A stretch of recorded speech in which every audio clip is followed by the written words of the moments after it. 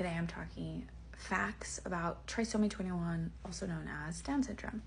And yes, folks with Down syndrome are some of the sweetest, loveliest people I've ever met as well. First, I have to say that life expectancy for people with Down syndrome has greatly increased over the years. Infant mortality rates have greatly decreased over the years.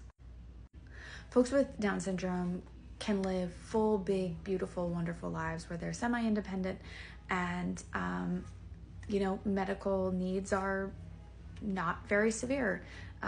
Cognitive delay, not super severe, mild to moderate, right? I also have to say that with an extra chromosome comes also greater rates of other medical issues or conditions. 50% of babies born with Down syndrome have a congenital heart defect. Now the infants with the congenital heart defect were 5 times more likely to die within the first year than other babies of Down syndrome that didn't have the congenital heart defect. Infant mortality rate is still greatly higher than the national average. Children with Down syndrome are at a higher risk for early infant leukemia or early childhood leukemia. There's way higher occurrences of intestinal blockages, GI issues, hearing loss, along with eye diseases, thyroid disease. Also, older adults with Down syndrome have a much higher likelihood of developing early onset Alzheimer's. According to the CDC, children aged 0 to 4 with private insurance, average medical care costs were 12 times higher for children with Down syndrome compared to children of the same age without Down syndrome.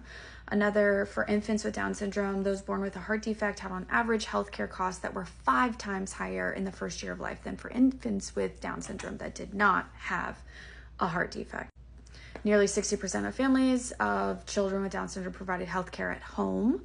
Over 40% of families of children with Down syndrome had a family member who stopped working because of the child's condition, and about 40% reported the child's condition caused financial problems.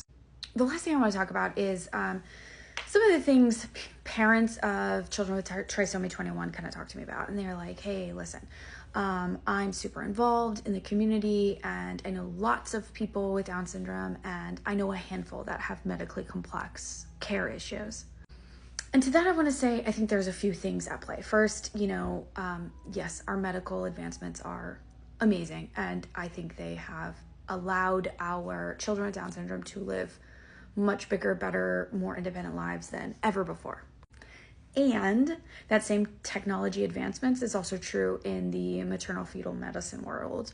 So for folks that are finding out they are carrying a trisomy 21 pregnancy, they're also probably finding out there is congenital heart defects, there is GI issues, there are all these other things, these comorbidities, and so they might be choosing to terminate. So the number of really high needs has gone down possibly for that reason. Lastly, a lot of the, in the statistics stated above, the super, super sick kids usually die within the first year or the first 5 years. Also, really sick kids aren't probably getting super involved in the community because they're just not well enough to go to parks and go to gatherings and all of those things. Again, there is a wide range of outcomes in the trisomy 21 diagnosis arena. You can have pretty independent and really mildly, limitations and issues. And you can have not that at all. And it's very severe. And there are lots of comorbidities and it's a lot different of a picture. So I hope this was a helpful video and I hope it was objective and stuck to the facts.